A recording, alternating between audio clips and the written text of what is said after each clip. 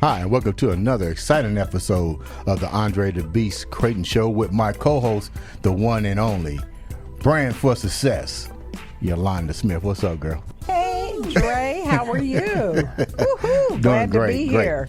You know, today's episode is going to be really good because, I started a new endeavor called iambeast Network, which is a whole bunch of great podcasts that's in conjunction with Jason over there. And today is going to be there goes Jason, my hello, boy, everybody. the man behind the mix and all that kind of stuff. Let me Look get at my that graphic up handsome on the guy. screen. Yeah, get Oh, your hello. graphic. Yeah. You keep Look at missing that. it. Hey. Where's some graphics at? So what I was saying is I'm putting together a new collaboration of great podcasts under the Andre The Beast Network. Some of those are, go ahead, Jan, tell them what it is. Well, we have 4th and 22 with host Marcus Dupree. Whoa. Walk Me Through This with Wow. Deborah Riley. Holy We smoke. are raising... Walk me through that, isn't it? Walk me through that. Don't mess that up because she'll Okay, get upset. walk me me through through that. that. I am so sorry. Let's walk through it, whatever it is. Walk me through that. That's her question. Yes, walk me through that. Raising the Bar with Paul Jefferson and The Badge with Andre Ewing and Rashid Lightfoot. And then we have the Kimberly Lacey Lightfoot Show. Great show. Yes, yes, yes. But- and go ahead. But we got one more that we add into this, and I've been on her show. If it wasn't for this young lady, she's also a client of mine. I don't say was. She's a client of mine because once you become a client of mine, you're just like family. Oh, so am I a client? We'll talk about that later. What the heck? You're something more than a client. You're very special. You're my co-host. You're my right hand. I can't steer the car without you, dog. Gotcha. So, with that said, it was this lady that brought podcast to my attention. I actually came in with her as a frequent guest on her podcast, which we'll talk about in a minute. And it led me to Jason to where we're at now, to the Andre The Beast Network, to having you as my co-host because you was on my show. Yes. And I got to really thank her, and I thought today, what better way to thank this individual but to bring her in our family under the Andre The Beast Network and Awesome. really help to promote her show and promote all the great things that Jason's doing as well.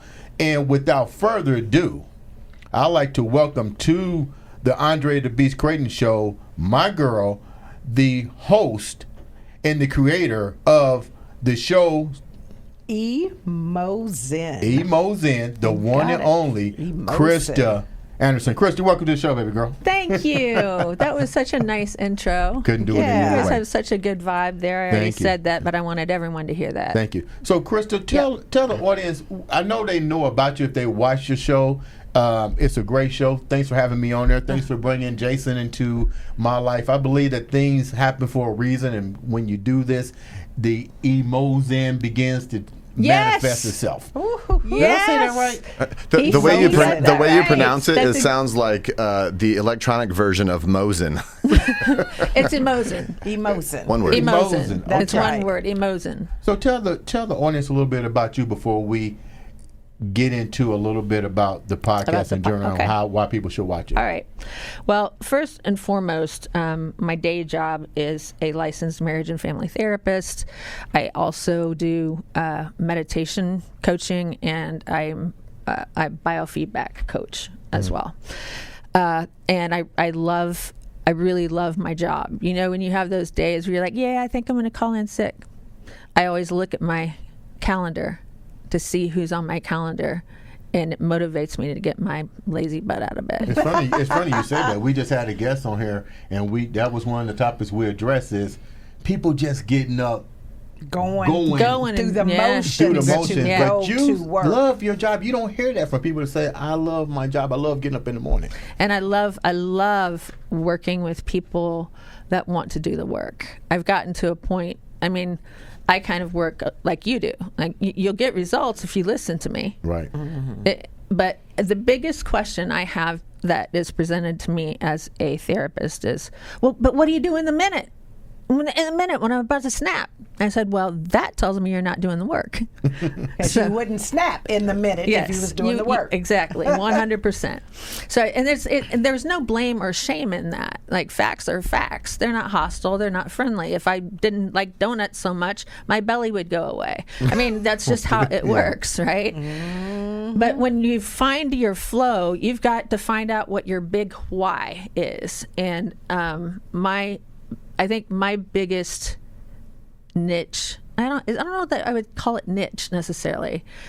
My difference between me and all of the other therapists is I'm about as real as they get. I will be appropriately transparent. And I think if more therapists were appropriately transparent, that get better results. You get better results. Explain that real quick to the viewers. Like, what is your definition of transparency as it relates to a therapist and a client? I'll give you a perfect example.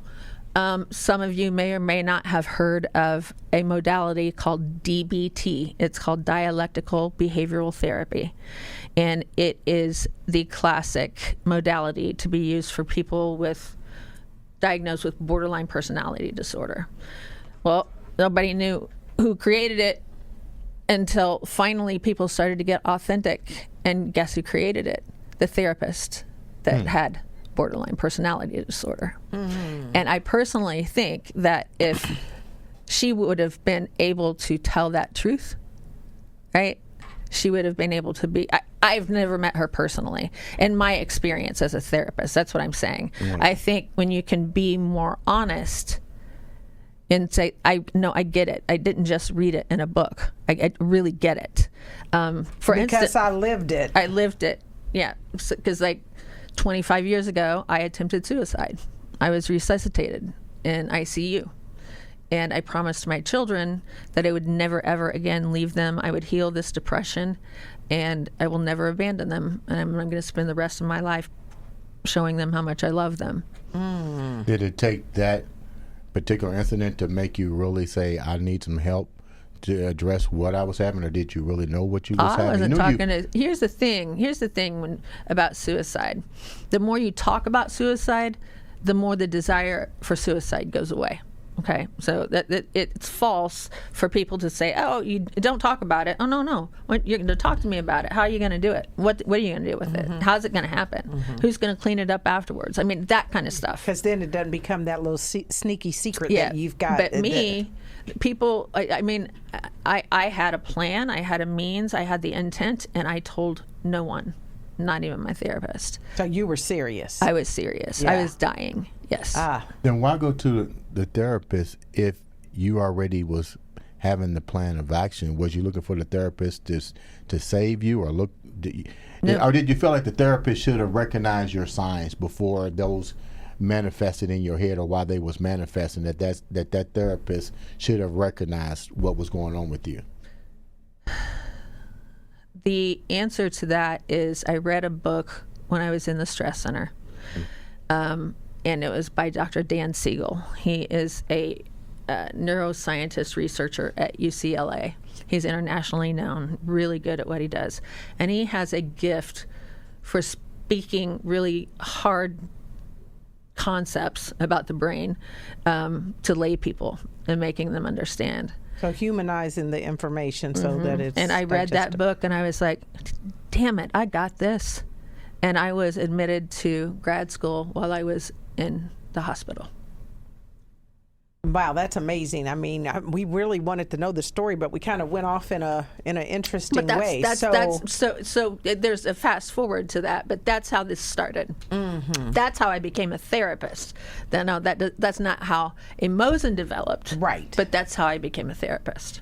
So when you talked about, though, from a therapist standpoint, being more transparent, I mean, to me, it's almost saying, like, if the shit stinks, say it stinks, and don't sugarcoat it. Don't try to keep people happy so they I want you to repeat that loudly.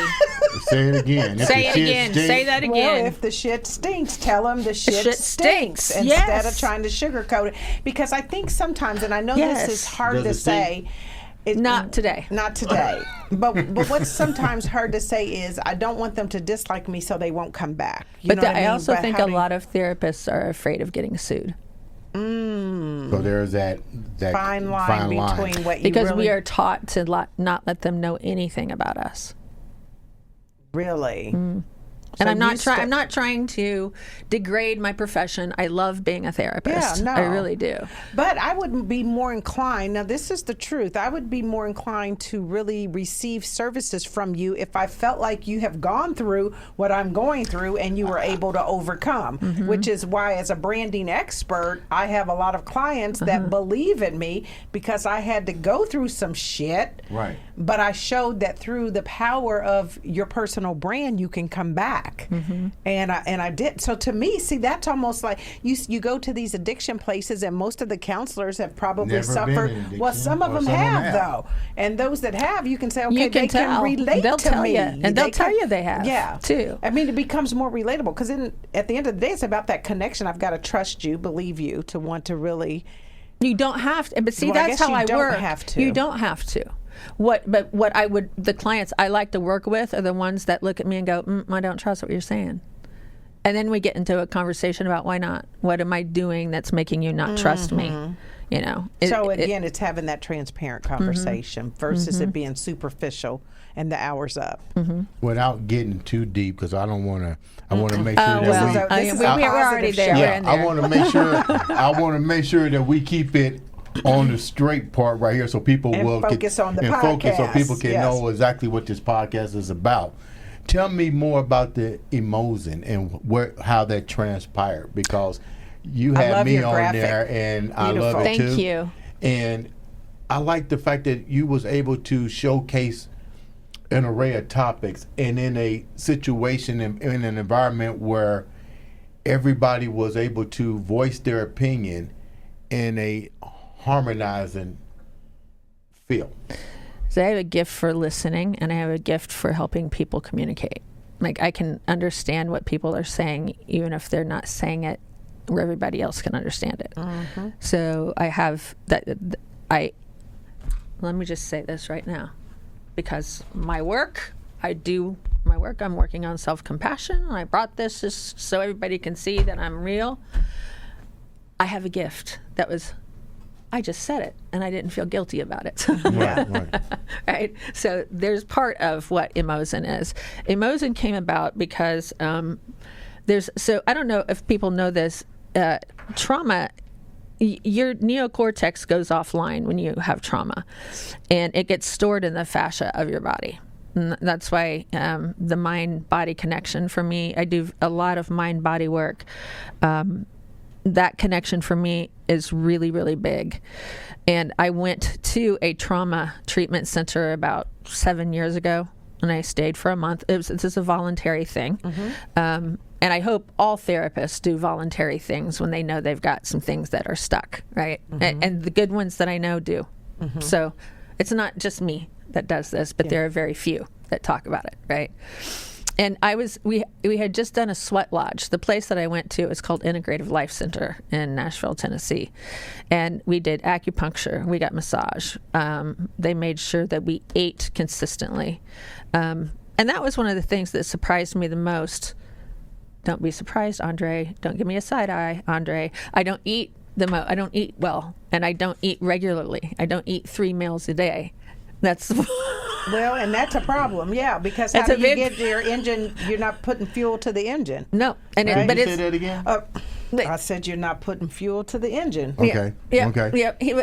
This is this is a thing for me, right? But the self-compassion part is all about feed yourself regularly. But I figured out if I eat an apple every 2 hours, or I have a hand of nuts every 2 hours, like I don't eat a lot. I can't eat a lot at one meal. Right. But you need to eat consistently. And while I was there, and I had just done a sweat lodge at Integrative Life Center. What's that?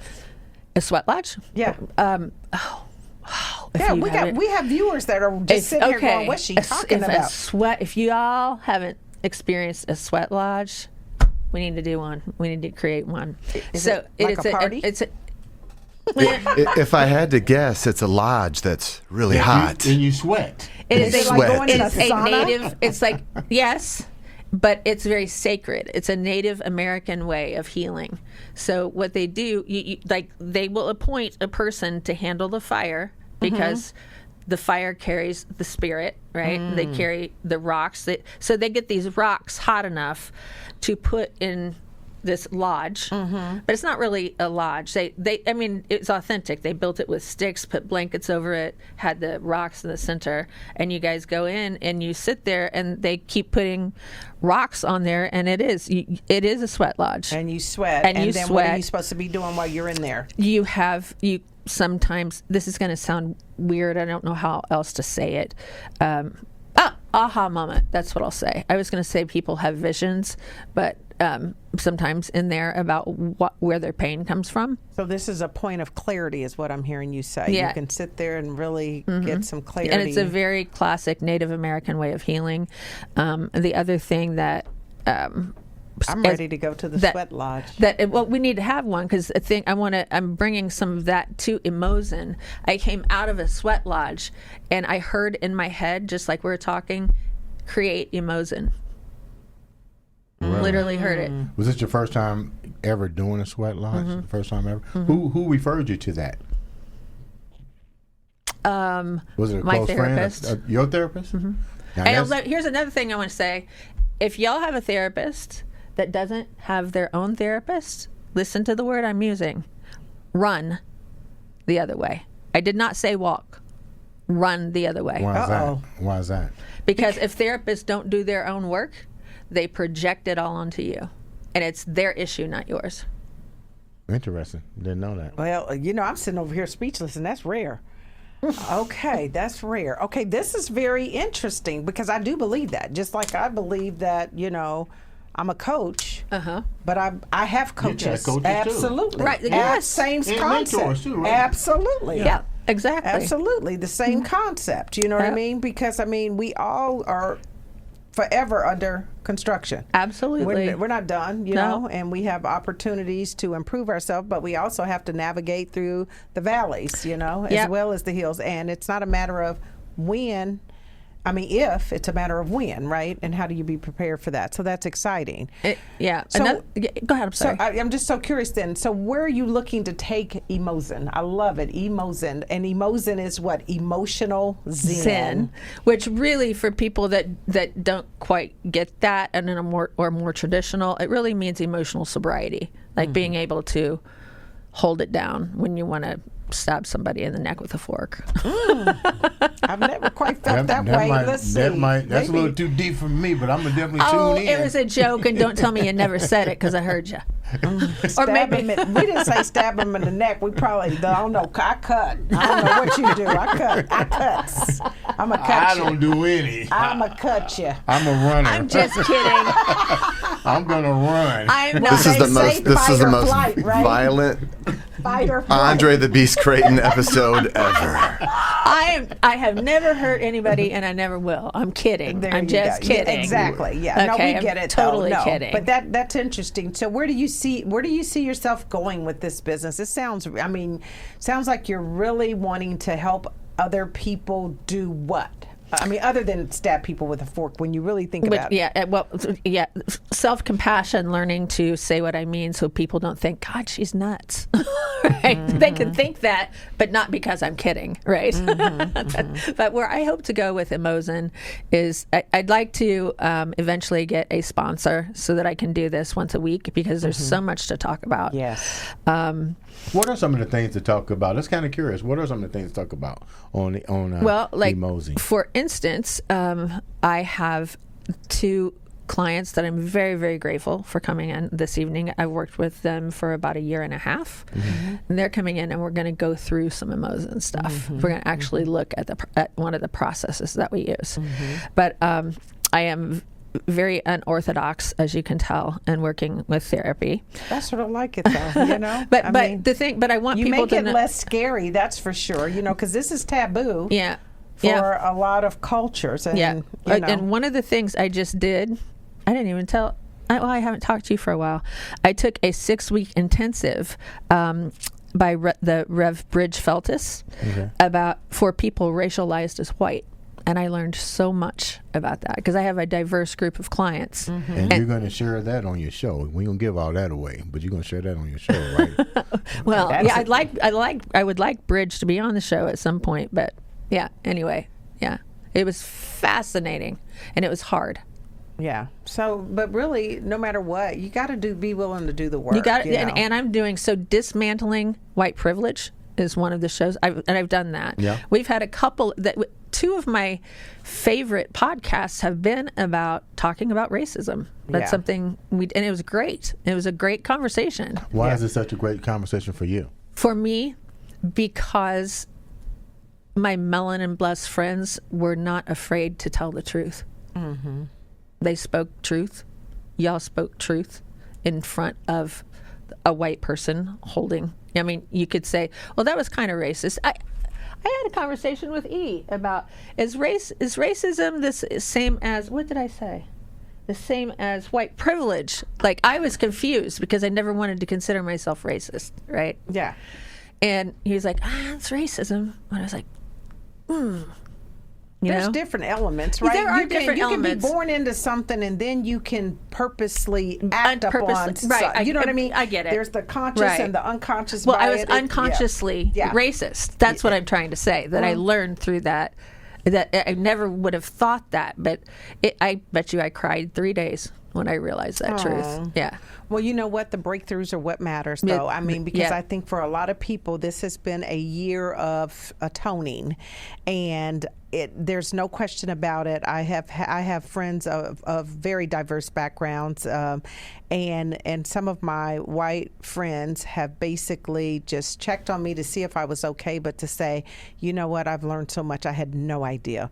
Because again, if you don't walk in someone else's shoes, it is hard. And you know what I liken it to, and this is what people need to understand, is that it's not that we need to hold you accountable for what you don't know. What we're saying is, where's the empathy, the compassion, the listening to just understand what we've your been experience through. is like. And it's about the experiences. And, you know, I can remember when we started having mass shootings at schools, the world was terrified. Now, about 200 later, or just mass shootings in general later, guess what? We're normalized. We are normalized, and we're desensitized to it, which is a very similar response that you would expect someone not feeling what we feel, whether it's racial profiling, mistreatment, inequality, whatever it is, right? Mm-hmm. It's not your thing. And so what I tell my black friends is that it's okay for it not to be other people's thing. Yeah. You know, I can't be mad at you because you didn't experience it. I can't be mad about that.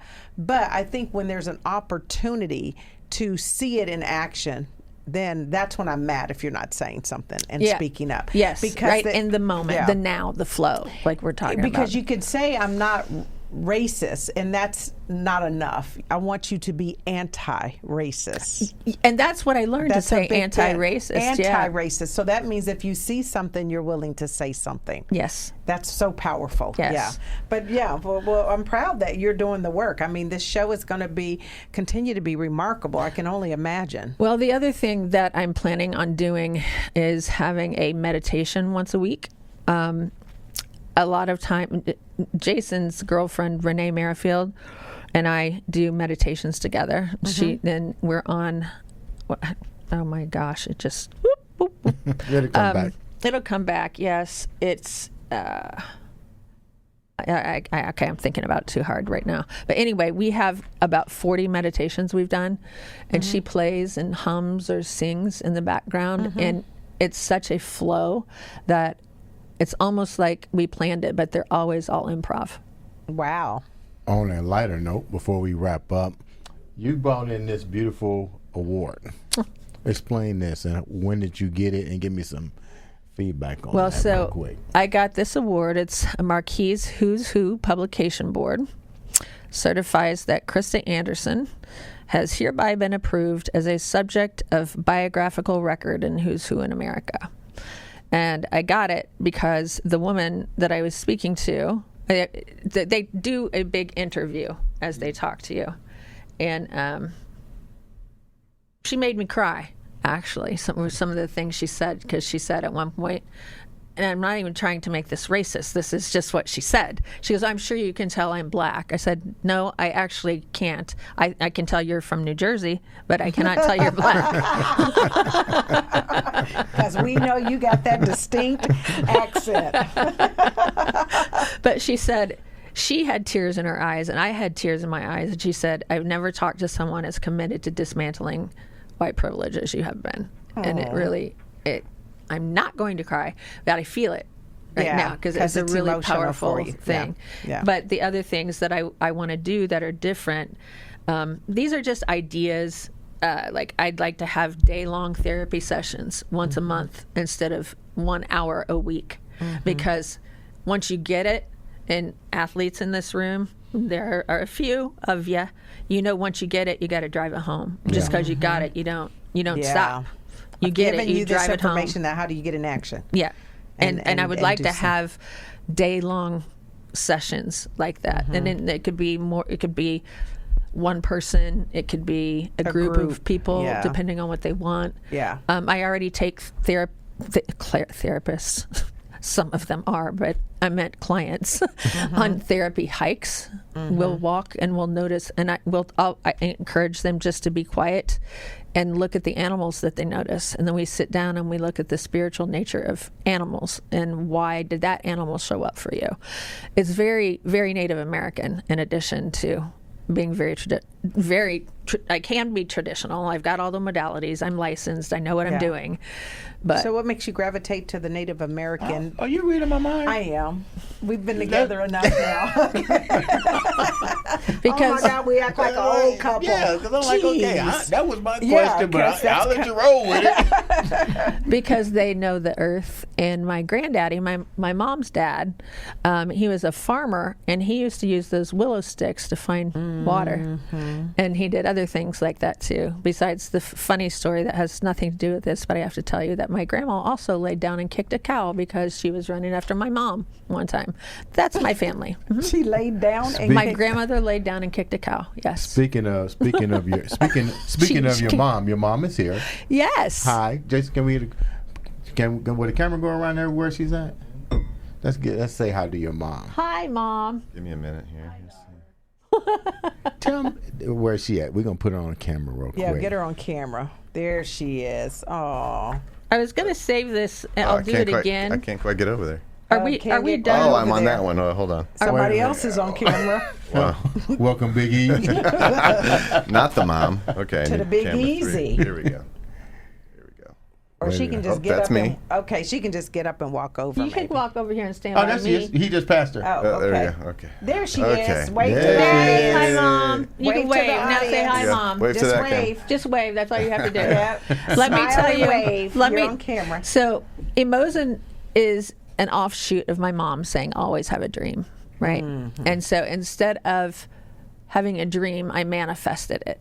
And I wanted to honor my mom because we've had some hard times and we've had some good times, but I want you to hear how wonderful my mom is. And you're gonna say this on the Andre the Beast show for the first time. Yeah. I'm speechless, and I'm definitely proud. My mom was a cheerleader. She was Miss Junior. She was the FFA sweetheart. She was a valedictorian. She worked. Sorry. It's all right. Take your time. She worked for GMAC for 37 years. She worked for Powertrain for 10 years. She worked for Saturn for 10 years for part-time. She taught, then she got bored and she taught crocheting and knitting at Michael's for 15 years.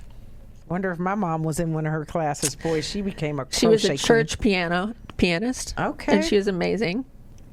And she's always had a dream, and she passed that on to me. Oh, nice. That's really good. That's really good. Mom, you were busy, honey. I was busy. Yeah. You did a whole lot in that lifetime. Sorry about that. Definitely. No, that's all right. okay. I mean, we only get one mom. You know, I lost my mom in August of last year. It's almost a year. I'm sorry to hear that. So just love on her as much as you can, because I'm telling you, Andre. Well, keep in mind, this comes after a 4-year hiatus. Yeah. Right. And we've healed that in the last 4 months. God is good. God is good. The bottom line is that time is short, and we don't know the day nor the hour. And kindness matters. It absolutely does. So You know, that's a good note. I appreciate you coming onto the show with your mom. I'd like to give a shout out to my boy Big E over there for coming in, listening to us talk crazy today. Because you were on camera, whether you want to be or not. You was there. He was on camera. But I know for sure that your show is going to take off. I'm blessed that you allowing the Andre the Beast Network to help support you, and we're going to do everything in our power to make sure that people watch the show. I know it's going to uplift a lot of people. You definitely have uplifted me. Yes. Thank you so much for giving that shout out and that beautiful tribute to your mother. Yes. She didn't know I was going to do that. She didn't. You didn't know that, did you? But I like to get ready to wrap this up by also saying a very special thanks to my co-host. Without you, this season has definitely taken off. You've definitely brought that power to the Andre the Beast Show by keeping myself in that beast frame of mind, that beast. When I need something, you're always there. You're always like, hey, Dre, I got it. You got my back. I like that. That's awesome. Once again, thanks for being part of this family. Thank you for being here. Thank you. Thanks, Hey, Dre. guys, make sure you tune in and watch EmoZen on. And hey, before I give any more shots out, I got to give shots out to my boy Jason behind the mic. Yes. You know, because I got to be real. Jason saw the potential in all this stuff, and he allowed us to come in here. He helped us orchestrate and put it together. So shots out, guys. Make sure you watch all the great podcasts under the Andre the Beast Network. You're going to shoot them out to me one more time so we get shots out to them. EmoZen joining us. We're excited. 4th and 22. Walk me through that. Raising the Bar, the Badge, and the Kimberly Lacey Lightfoot Show. Oh, on the and Andre, then of course we have the one and only, the Andre the Beast Crayton Show. Show.